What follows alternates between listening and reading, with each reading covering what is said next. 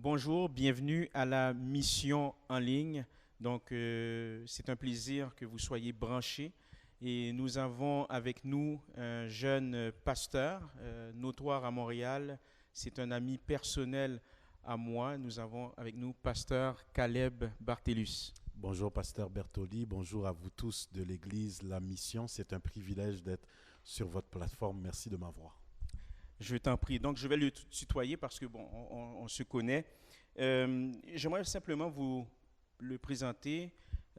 Pasteur Caleb Bartellus est un des pasteurs du Centre évangélique universel de Montréal. Et il est un jeune père de famille et il est marié avec Madame Sabine Bartellus. Donc, tout d'abord, j'aimerais dresser la table parce que nous allons parler de plusieurs sujets, notamment de philosophie de ministère, mais au prime abord, la spiritualité des hommes. Et comme je l'ai dit d'entrée de jeu, j'aimerais mettre la table parce que on observe des problèmes dans la société postmoderne au sujet des hommes. Notamment, c'est un sujet qui est quand même débattu lorsqu'on lit les journaux, lorsqu'on va sur Internet également. Et on constate qu'il y a plusieurs problèmes au niveau des hommes, notamment la dépression, le retard au niveau des études. Je ne veux pas généraliser, mais on le constate à certains égards. Le plus haut taux de suicide, notamment. Des enfants grandissant sans père, on le constate. Et bien entendu, l'émergence de la violence. Maintenant, à la lumière de tout ça, que signifie d'être un homme chrétien au 21e siècle dans l'ère postmoderne? Qu'est-ce que cela signifie en d'autres termes? Déjà, nous grandissons dans un contexte, pasteur, où on apprend au garçon, dès son enfance, dès qu'il est bambin, un homme, c'est fort. Un homme, ça pleure pas. Un homme, ça s'assume. Et tandis que nous pensons développer des hommes forts, nous développons des futurs faibles.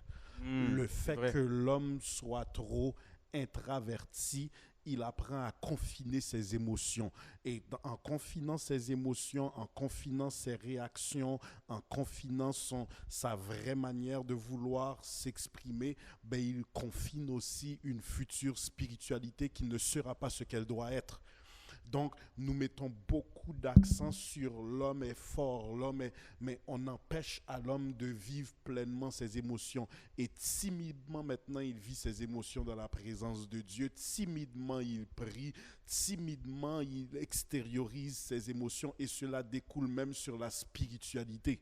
De ce fait, un homme chrétien, maintenant pour aller dans le vif du sujet dans cette société postmoderne, se doit d'être un homme qui retourne au modèle apostolique, des hommes qui restaient à prier, à chercher la face de Dieu, à être outillés pour être des futurs pères de famille, des visionnaires de foyer et non pas seulement des géniteurs.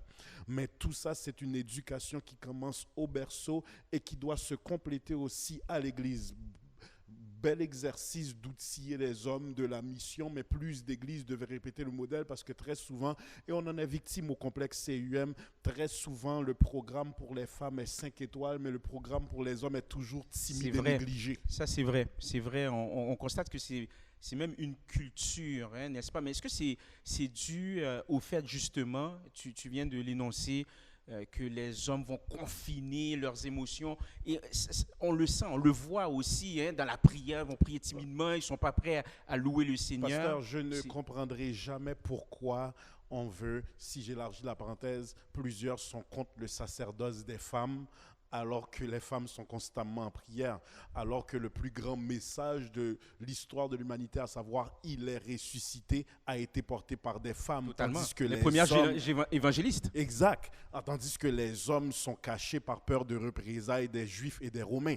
De ce fait, c'est capital pour nous de comprendre que l'homme est très souvent dans une position d'autorité à l'Église, mais ça ne signifie pas qu'il prie. Combien de diacres qu'on a, ils ne viennent pas aux études bibliques. Si le pasteur pasteur est malade, ces diacres-là ne peuvent pas prêcher. Ils sont positionnés de par leur sexe, mais ils ne sont pas positionnés de par réellement leur consécration avec Dieu. Dans la plupart du cas, c'est rare qu'on voit des hommes dans certains postes qui soient tu peux prier à l'église, ça ne signifie pas que tu pries réellement à la maison. Tu vas lire la Bible à l'église, ça ne signifie pas que tu as des dévotions familiales. Et on reproduit ce qu'on voit.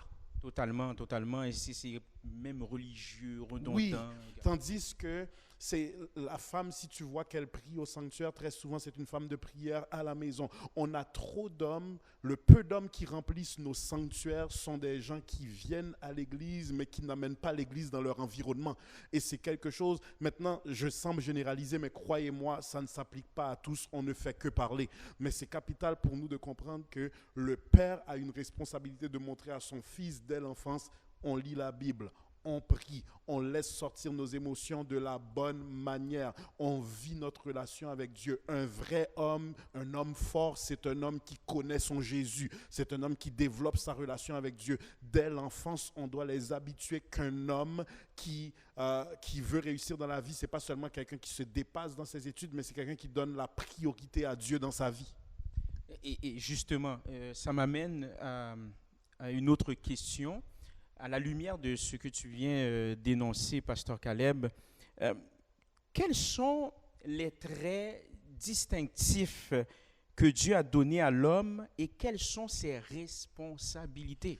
Premièrement, quand Dieu emmène Ève au monde, il la confie à Adam, il a pris soin de lui donner un monde déjà préparé.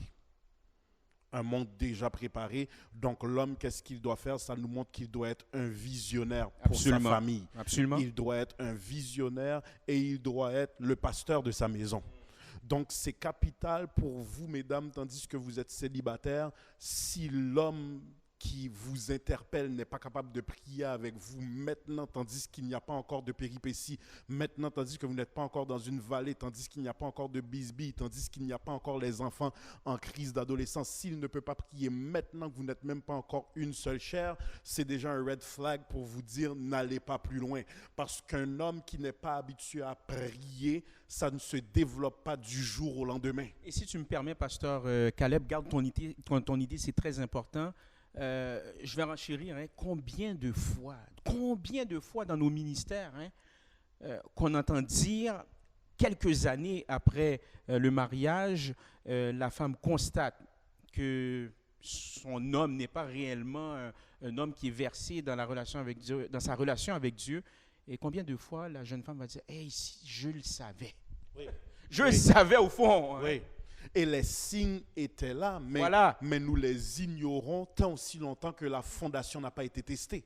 Et une fois la fondation testée, c'est pas à 40 ans que tu vas développer des habitudes que tu n'as pas eues pendant 39 ans. Donc c'est capital pour nous de comprendre maintenant que le rôle que Dieu donne à l'homme, c'est un rôle de pourvoyeur, c'est un rôle de visionnaire. Maintenant, qu'est-ce que j'entends par là?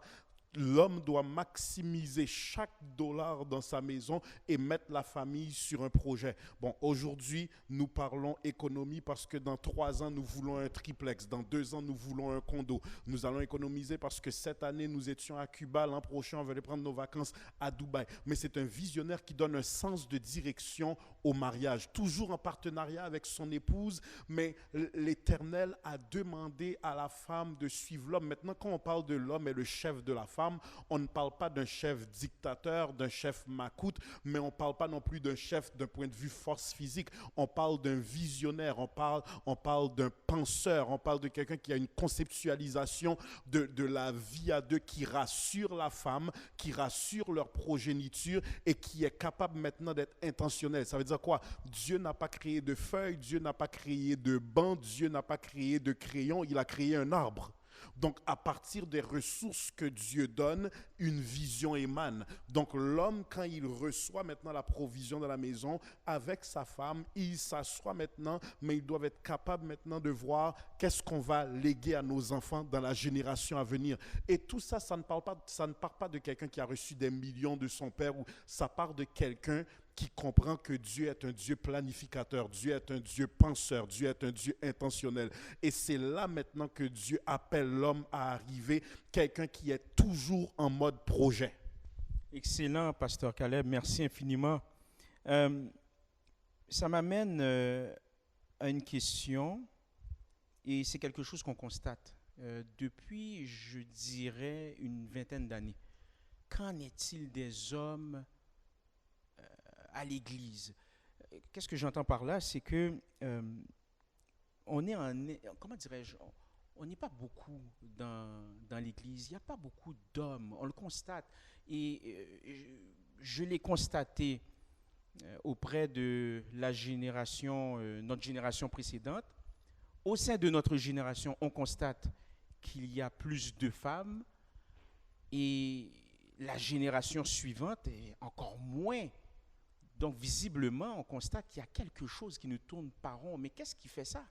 Ben, déjà, pasteur, c'est capital pour nous de comprendre que l'Église n'est pas responsable de tous les maux de la société, mais une Église selon le cœur de Dieu se doit de s'investir dans la dimension holistique de la personne, corps, âme, esprit, mais également dans la dimension sociale.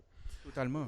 C'est capital pour nous de comprendre que les églises se doivent d'être visionnaires. Il y a des hommes que tu n'auras pas par un message, mais tu les auras par un basketball libre que l'église organise chaque vendredi. Tu les auras par une soirée jeu que l'église organise un samedi par mois. Donc, on doit user de créativité de la même manière que certaines fois, ben, il y a des jeunes qui vont réussir, mais ils n'ont pas réussi par l'école de manière formelle. Ils ont réussi par un programme sport-études ou ils ont réussi par des activités parascolaires. Ils étaient intéressés tout simplement parce qu'il y avait une collation. Mais on doit trouver une autre manière de stimuler cette génération qui vient pour qu'ils soient intéressés à l'Église, de créer d'autres programmes connexes, mais tandis que nous rions, nous prions. Tandis que nous rions, nous sommes entre chrétiens. Tandis que nous sommes ensemble, il y a de la nourriture, mais en même temps, on sait qu'on est dans l'environnement d'une Église. Si ça prend plus pour aller les chercher, ben mettons des visions en place, toujours christocentrique,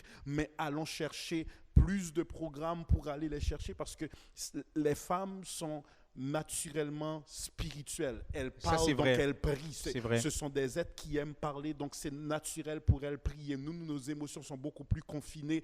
Donc, 1 heure dans la prière, c'est pas la prière qui va venir nous chercher, c'est pas le jeûne qui va venir nous chercher. Le dimanche matin, des fois, c'est là avec passion, d'autres fois, c'est de manière religieuse. Mais s'il y a une vision qui est plus englobante, si l'Église devient un village, il y a plusieurs personnes que nous ne pouvons pas aller chercher, que nous allons chercher beaucoup plus facilement parce qu'ils seront interpellés par la puissance de la vision et maintenant ils diront parle-moi du Dieu de cette vision.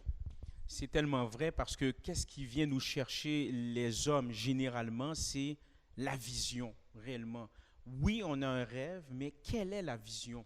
Et je veux rencontrer ce Dieu visionnaire. Et si je peux te dire, l'une des salles du complexe CUM, c'est le bistrot de la jeunesse. Je ne peux plus compter combien de membres sont devenus membres à l'église, tout simplement parce qu'ils m'ont croisé, non pas un dimanche matin, mais ils sont surpris que je suis arrivé dans une soirée finale de basket et le pasteur est là avec eux. Le pasteur mange avec eux, le pasteur fait connaissance. Puis là, ils se disent, ben, on est à l'église, on mange de la pizza. Pasteur connaît LeBron comme moi. Pasteur connaît Steph Curry comme moi. Donc, on a réussi à avoir un point de connexion qui ouvre maintenant la conversation à la fois. Et maintenant, ces gens-là sont membres, sont engagés et deviennent eux-mêmes des gagneurs d'âme à leur façon. Incroyable. Si je te comprends bien, il y a vision. D'une part, il y a créativité également. Et j'entends même proximité. D'une certaine manière, oui. D'une certaine manière. Oui, parce que Jésus était créatif pour aller chercher les gens. Ah oui, on le voit là. Il était un étudiant de son environnement. D'où, pasteur, les paraboles. C'était une manière pour Jésus de susciter l'attention avec une réalité actuelle et il emmène une illumination sur le champ même. Donc, soyons des étudiants de notre environnement. Trouvons des manières de prêcher certaines fois sans que la Bible soit forcément ouverte. C'est ça, vivons cette parole-là. Totalement. Exactement. Mais merci beaucoup, Pasteur Caleb. Écoute, maintenant, ça m'amène dans le terrain spirituel et philosophie de ministère. Écoute, ces derniers temps, on constate que l'Église est malmenée, malmenée dans les réseaux sociaux. est malmené, je vois là, tu vois, est malmené dans les médias, pareillement. Et c'est plus particulièrement, lorsque je dis église, c'est plus particulièrement l'église évangélique, hein, qu'on va entendre. Certaines fois dans le contexte canadien, québécois, catholique, mais de plus en plus évangélique, qui est malmené dans l'opinion publique, mais pour plusieurs raisons. Notamment, il y a eu des scandales, hein, financiers, corruption au sujet de l'argent, l'abus spirituel, scandale sexuel, division, hein, dans l'Église. Entre les leaders, on entend même aussi parler de compétition entre pasteurs. Hein, détrompez-vous, ça se passe malheureusement même au sein de notre génération et c'est très dommage. Maintenant, que réponds-tu? Et j'aimerais faire une petite histoire courte. J'ai déjà été très déçu de l'Église évangélique jadis. Ça, c'était avant que je rentre dans le ministère. Et j'ai eu ce réflexe en disant, moi, là, l'Église, je ne veux rien savoir. Là. Okay? Je suis fatigué. Je veux absolument rien savoir parce que visiblement, j'étais blessé. Mais par la grâce de Dieu, le Seigneur a envoyé des amis pour m'exhorter, pour m'encourager. Mais on entend ce genre de discours-là, des gens qui disent, et ça je le constate, je suis sûr que tu l'as vu également, Pasteur Caleb, des gens qui disent, écoute, moi j'en ai ras le pompon, vivons notre spiritualité seule, je veux rien savoir de l'Église, c'est fini. C'est la tendance actuelle, pasteur, et je vais répondre à cette question, mais je vais me restreindre car je suis sur ta plateforme. Mais c'est capital pour nous de comprendre, pasteur Bertoli, spécialement on parle des églises évangéliques, mais moi je vais la personnaliser, là c'est pasteur Bissi qui parle. D'accord. Dans notre génération à nous, spécialement nous les leaders d'églises noires, de cette nouvelle génération, cessons, quand je dis cessons, je ne parle pas de la mission, je ne parle pas de tous les ministères, mais je parle en général, l'exhortation est pour nous tous la nouvelle génération émergente. Cessons de cracher sur les sacrifices de nos pères, qui nous remettent un relais de pureté doctrinale et nous voulons faire autre chose au nom de Jésus. L'Église n'est pas un lieu pour la réforme sociétale. L'Église n'est pas un lieu pour prêcher des plateformes anti-Covid. L'Église n'est pas un lieu pour aller dans une tangente où nous emmenons nos agendas, notre saveur. Prêchons Jésus. Et je sens que notre nouvelle génération, c'est pour ça, scandale après scandale, après scandale, après scandale, nous essayons de réinventer une roue qui ne se réinvente pas. Les méthodes changent, le message ne peut pas changer. Gardons les projecteurs sur Jésus. Et c'est l'une des raisons pourquoi je vous recommande de collaborer, vous, la mission avec votre pasteur. Vous avez l'un des hommes les plus christocentriques de cette génération dans le ministère à Montréal. Tout a rapport avec Jésus lorsqu'il s'agit du pasteur Bertoli, mais c'est devenu denrée rare, pasteur. Étant aussi longtemps qu'on ne comprend pas que Christ ne nous demande pas de modifier le message. Christ ne nous demande pas de commencer à prêcher contre ce qui se passe présentement. La Bible dit dans une dimension eschatologique, il faut que ces choses arrivent. Tandis qu'il faut que ces choses arrivent, continuons à prêcher Jésus parce qu'il est encore sur son trône. C'est vrai, mais il n'en demeure pas moins, pasteur Caleb, et je le constate sur les réseaux sociaux, je le vois même dans mon entourage, parce que je parle souvent à des non-chrétiens comme toi aussi. Tu es quand même très accessible auprès de la communauté. Tu as fait beaucoup pour la communauté, d'une part, et chapeau bas, gloire à Dieu. Mais il y a des gens qui se disent, je ne veux plus rien savoir. Parce que, écoutez, j'entends parler de scandale. Moi, je ne veux pas faire confiance à tel pasteur, etc. Division dans l'Église, compétition. Il y a des gens qui parlent ainsi. Que dis-tu à ces gens-là?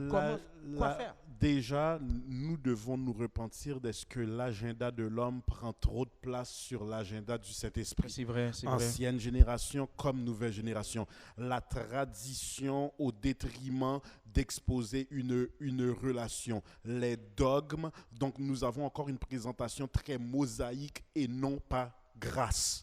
Ah, ça c'est vrai.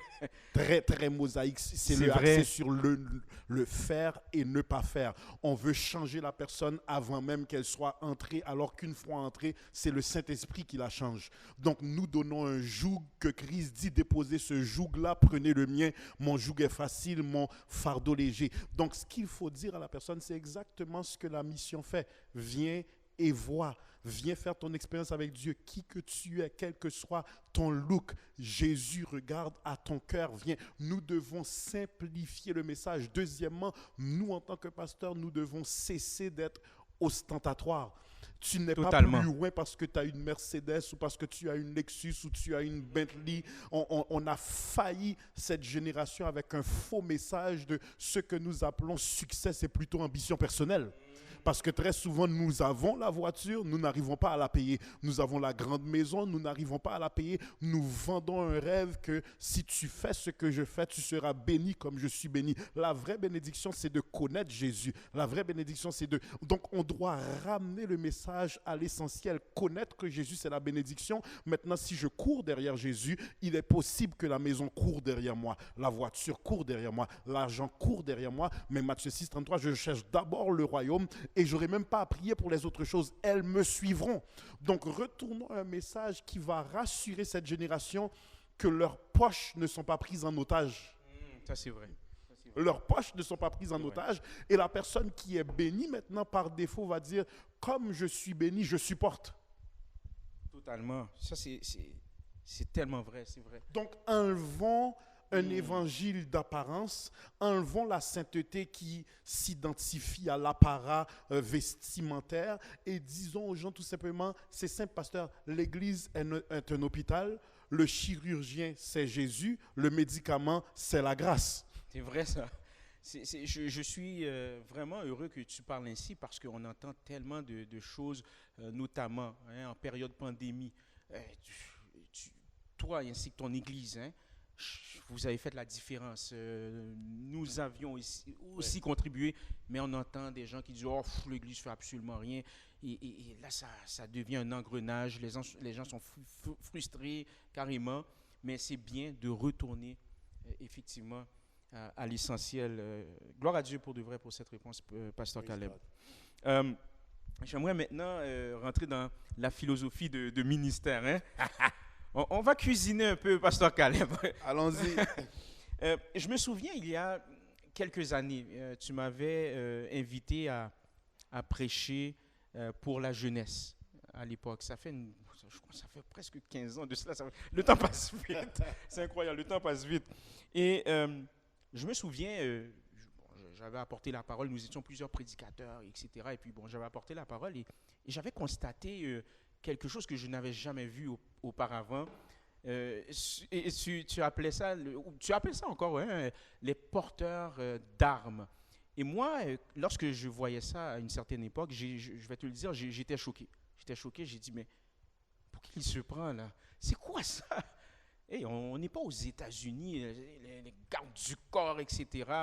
Et peut-être tu ne vas pas t'en rappeler, je me souviens, et ça c'est l'époque où j'étais un peu trop prompt, j'avais fait un débat sur Facebook et ensuite tu étais rentré dans le débat et puis on a eu un débat assez vif et tu as apporté quand même des arguments judicieux de telle sorte que j'ai fini par changer d'idée au sujet des gardiens de sécurité porteurs d'armes. Donc, j'aimerais, parce qu'on entend ça mais jusqu'à présent, beaucoup jusqu'à présent, on ne va pas se le cacher, on se dit les vraies affaires, on entend ce genre de critique qui est quand même polarisant. Oui, on entend que tu fais de très bonnes choses, on le voit, mais en même temps, il y a un certain malaise par rapport à ça. J'aimerais que tu expliques pourquoi cette philosophie-là de ministère et qu'est-ce que c'est au fond? Déjà, mettre les pendules à l'heure, en fait. Déjà, mon vieil ami, je veux te féliciter d'avoir été l'une de ces personnes qui a toujours été honnête avec moi, même en temps de grands désaccords. On ne s'est jamais manqué de respect en 17 ans d'amitié. Absolument, Ça, c'est c'est vrai. la première des choses. Deuxièmement, tu as toujours pu débattre, mais tout en disant aux autres, hey, cet homme-là, il a une onction. Il est peut-être différent dans son modus operandi, nonobstant, Dieu l'a appelé. Totalement. Il y a plusieurs personnes qui ont préféré se dissocier parce qu'ils n'ont pas la même philosophie ministérielle, alors que Christ qui nous unit doit être plus fort que nos petites méthodes qui nous désunissent, sur lesquelles nous divergeons. Mais de ce fait, moi, je suis quelqu'un, Pasteur Bertoli, je suis extrêmement friand de protocole. Que ce soit au niveau politique, que ce soit au niveau ministériel, religieux, je suis quelqu'un à l'instant où j'entre dans un lieu, le protocole, c'est quelque chose que je remarque à la seconde. C'est important pour moi. Depuis mon jeune âge, j'ai commencé à prêcher l'évangile, j'avais 17 ans. OK? Je me souviens à l'époque, Exact. oui, c'est vrai. Mais je ne pouvais jamais comprendre comment tu vas venir prêcher dans une assemblée, tu es un homme de Dieu, tu dois sillonner le quartier pendant 20 minutes le temps de trouver un stationnement. J'ai jamais compris ça. Tandis que ça prend 1 minute de dire, ben, on a un invité, mettons un cône, ça ce sera son stationnement. J'ai jamais compris comment il n'y a personne pour recevoir l'homme de Dieu à la porte pour dire, ben, voici le bureau où vous pouvez attendre, voici où ce que vos enfants pourront être. Donc je suis extrêmement friand de protocole. Je suis déjà arrivé dans des assemblées où ce que j'ai personne pour me dire bonjour. Il n'y a personne qui va me dire où t'asseoir. Le pasteur n'est pas à la porte pour me recevoir. Donc, j'ai grandi, moi, déjà, avec ma vision de l'Évangile. Ma vision de l'Évangile est purement américaine. J'ai été, moi, chez Bishop Noel Jones. J'ai rencontré Bishop T.D. Jakes. J'ai été rencontrer Bishop Blake, des pasteurs de 20 000 membres, 25 000 membres, 30 000 membres. Je me suis assis avec eux. J'ai pu voir leur philosophie ministérielle. Et je trouve, ça c'est moi, je trouve qu'à Montréal, en matière de décorum, nous sommes très loin. Un pasteur peut venir dans plusieurs assemblées, il n'a pas de stationnement. Tous les fidèles dans une assemblée ont le numéro du pasteur, appellent ou posent toutes leurs questions comme si le pasteur n'a pas d'anciens, n'a pas de staff, n'a pas de secrétariat. Tu as des églises encore en 2020 qui n'ont pas d'email alors que c'est gratuit. Sur le bâtiment, c'est encore le numéro de téléphone de maison ou de cellulaire du pasteur. Donc, il y a un niveau de proximité qui empêche. Moi, il y a des choses que je lis dans la Bible, pasteur Bertoli, qui... le prédicateur ne va peut-être pas accrocher là-dessus, mais moi, ça m'interpelle. Laissez venir à moi les petits-enfants. Ça sous-entend déjà qu'il n'était pas aussi accessible qu'on pense. Il y avait un décorum autour de lui. Maintenant, le décorum, ce n'est pas pour être condescendant. Mais si je reste à l'église, 500 personnes, je serre des mains, il y a des personnes qui viennent à l'avant pour prier. Je n'ai pas besoin de quelqu'un qui passe, pasteur Bertoli me parle, puis quelqu'un passe à côté, hey, passe, juste ça. Mais il y a quelqu'un qui me parle. Donc, la sécurité va être là pour dire, vous pouvez rester là, pasteur vous recevra dans quelques instants. Donc, il y a une ligne. Maintenant, ça me permet de te donner le meilleur de mes capacités, le meilleur de mon attention. Arrivé devant le bureau, j'ai toujours détesté. Combien de fois, pasteur, j'ai prêché pour d'autres assemblées? Puis je dis ça avec beaucoup d'humilité, mais c'est ma philosophie ministérielle. Oui, c'est une philosophie. Je prêchais pour d'autres assemblées, puis je suis assis au bureau avec le pasteur après l'église. Nous sommes en train de parler. Coco, passe, malé, oui. Coco, passe, gain biscuit. Non, mais ça prend un décorum devant la porte qui se tient. On ne dérange pas le pasteur, il est en entretien. C'est le minimum parce que tout ce qu'on voit comme décorum, j'ai été au Parlement du Canada, le niveau de décorum est hors pair. C'est vrai. Alors que ces gens-là, c'est la politique. Nous gérons l'entreprise du roi des rois. Donc pour moi, le décorum, c'est important. Après avoir prêché, le pasteur va saluer, mais il faut une ligne. Une fois entré dans son bureau, il a fini de prêcher 1 ou 2 services, il a besoin de se ressourcer, il a besoin de se changer, il a besoin de passer un temps avec ses enfants. Il a besoin juste de faire silence après avoir parlé ou adoré 1 heure de temps. Donc le décorum, c'est important. Et moi, je suis de la philosophie, si pasteur Bertoli a fini de prêcher, ça c'est moi. Ça prend quelqu'un pour avoir nettoyé sa voiture en plein hiver, avoir chauffé la voiture, s'il n'y a pas de stationnement, avoir rapproché la voiture pour lui. Ce sont très peu d'attention pour quelqu'un sur qui Dieu a mis son onction. Et Paul maintenant va le mettre comme suit pour tous ceux qui sont anti-décorum pour les hommes de Dieu. Paul va le mettre comme suit.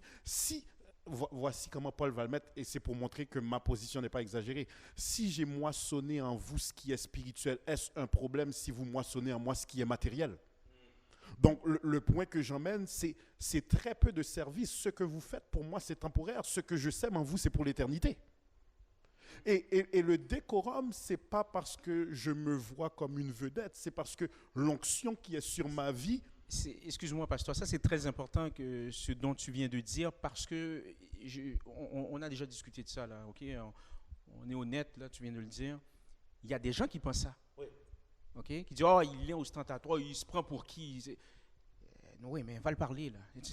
Et quand les gens finissent, sais-tu combien de fois... C'est important que tu ben oui, mais pasteur, sais-tu combien de fois un membre d'église va me parler, ou combien de fois des pasteurs t'ont appelé pour dire, hey, j'ai parlé à pasteur Bissi, il n'est tellement pas ce que je pensais. Oui, c'est vrai, c'est vrai. Il n'est tellement pas ce que je... Combien de fois des membres vont dire, waouh, ça m'a pris de devenir membre de l'assemblée pour vous voir sur un autre jour. Mais le décorum semble repousser alors que le décorum protège. On est dans un temps où les scandales se multiplient. Ce n'est pas le temps pour un homme de Dieu d'être en tout, partout et parler à tous. Ça prend un secrétariat pour dire, OK, ça mérite une rencontre. Ça, vous pouvez le régler par Zoom avec tel autre ministre. Ça, vous pouvez rencontrer le pasteur, sa femme sera là. Mais j'ai besoin d'un secrétariat. Je ne peux pas mettre mon numéro accessible comme ça. Tu es un homme extrêmement occupé, pasteur. Il y a des gens, vient un temps, qui vont dire, je ne comprends pas pourquoi je n'ai pas pu parler directement au pasteur Bertoli. Ce que tu dois aux membres, ce n'est pas ta présence en tout. C'est une vision pour s'assurer que tous leurs besoins soient rencontrés par la structure qui est mise en place. Et surtout que tu es dans un contexte, comparativement à d'autres églises à Montréal, tu es quand même dans un contexte si tu me permets l'expression, en tout cas, ça c'est ma perspective, d'une grande église. Oui. Donc, on peut comprendre, c'est ça, grâce à Dieu, donc on peut comprendre à certains égards, mais c'est important que tu apportes un peu d'éclaircissement parce qu'il y a des gens qui pensent que, oh non, il a la tête enflée. C'est pas que je ne peux pas sortir mes enfants de la voiture, c'est pas que je ne peux pas enlever mon cône par moi-même, c'est pas que je peux pas porter mon sac, ma Bible, ma tablette, mes livres. J'aime tout simplement le décorum parce que je trouve que si le premier ministre du Canada entre dans un lieu, on se doit de donner le plus grand des décorums. Je trouve que la tâche la plus critiquée sur Terre, c'est celle des pasteurs, mais ça donne que moi, je trouve que c'est la plus noble sur Terre. En tout cas, je te remercie beaucoup, pasteur, tu as si bien expliqué et si tu me permets de conclure, c'est une question de philosophie de ministère. Chaque église a sa façon de faire. Nous, on a notre manière de faire qui diffère légèrement de la tienne. Tu as ta philosophie de ministère et je ne crois pas qu'il y a lieu de déblatérer, parler derrière le dos.